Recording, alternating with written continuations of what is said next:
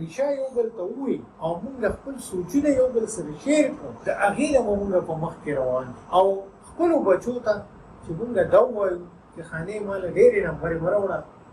چې ته واپس راځې او کېدای شي تا ته نوکري میلاولی شي په دې ډیګرۍ باندې، نو چې تا دومره څه زده کړي چې ته په ښکلې لایف تېرولی شي. لکه آی بي ایم چې کومه ده د کمپیوټرو چې کومه انټرنیشنل کمپني ده، هغې یو کال دوه مخکې د سند د ډیګرۍ د دې څیزونو ضرورت ختم کړی دی. هغوی راشه چې په میدان تاله درځي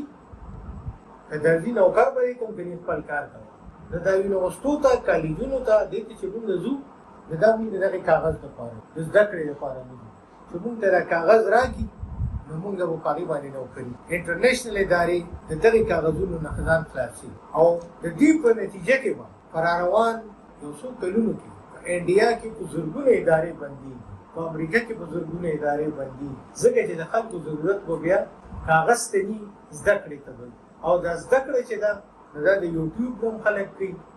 دا بدرنګو سوشل میډیا ریسورسز دي. یعنې تاسو دې ته سوچ وکړئ چې پېښور یونیورسټۍ کې یو ماشوم دی چې تراله راځي او په هاسټل کې داخله ولي 3 کاله 4 کاله تېروي، د غریبانو مور پلار پیسې هم راوړي، مسافرین کوي، هغه مور پلار ته د خدمت هم ضرورت دي، د هغې نه هم ما ویستو او هغه د یو زما غوندې یو بېکاره استاد ته سبق وایي، نو په یوټیوب باندې هغه ته د آکسفورډ او د MIT استادان لګیا دي، هغه د هغې نه ولې سبق نه وایي. د دې مطلب څه دی؟ که دا ادارې مونږ کمپیټیټیو ونه ساتلې زموږ د ادارې به بندې شي.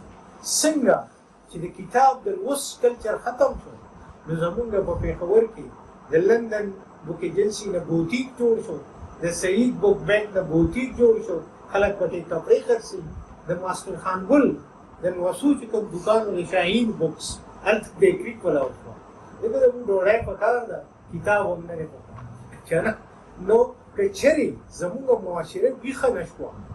زموږ د استاز نه یې تپوس ونه کړو، زموږ د ادارې نه یې تپوس ونه کړو، زموږ د لیډر نه یې تپوس ونه کړو، نو زموږ د ادارې به هم بندېدو طرف ته روان وي. او انسان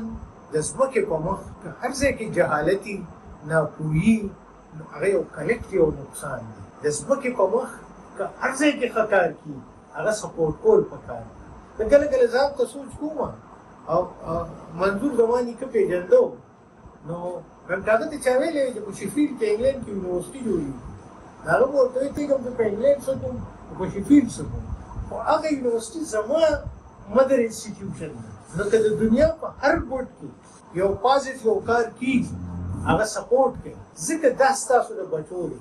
دا ستاسو دی. که یو پیرسټامول ګولۍ په افریقا کې جوړېږي خو اخر کې مال او تاله رارسي یو پازیټیو کار، او یو نیګیټیو چیز هم په دنیا کې کېږي نو د هغې نه مونږ تاسو ټول افیکټ کېږي. نو مثبت سوچ چې دی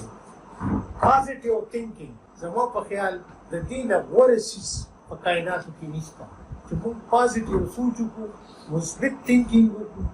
او د ښېګڼې مرسته